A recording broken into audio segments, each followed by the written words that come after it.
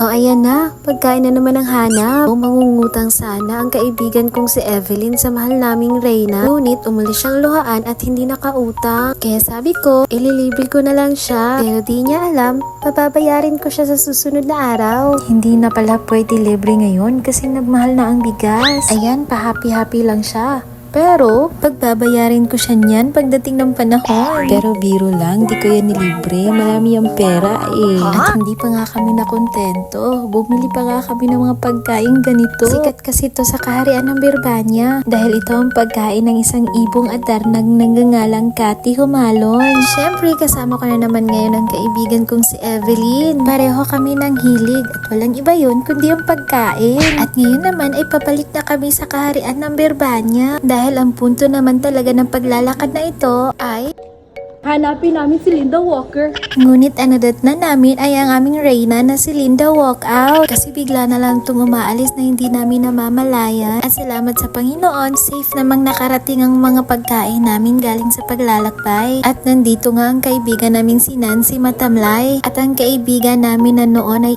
Ibong Adarna, si Cathy Humalon Yarn. Masaya siya kasi dinala namin siya ng paborito niyang pagkain. At ayun nga, tinuruan ko siya kung paano kainin ang masarap na Pyutu. Inaw ni pagkaon sa mga ibong Adarna? Yes. Ganyan kumain ang mga taong hindi gutom. Ayun lang, sana nagutom ka sa iyong panunood. Bili ka rin ng sayo.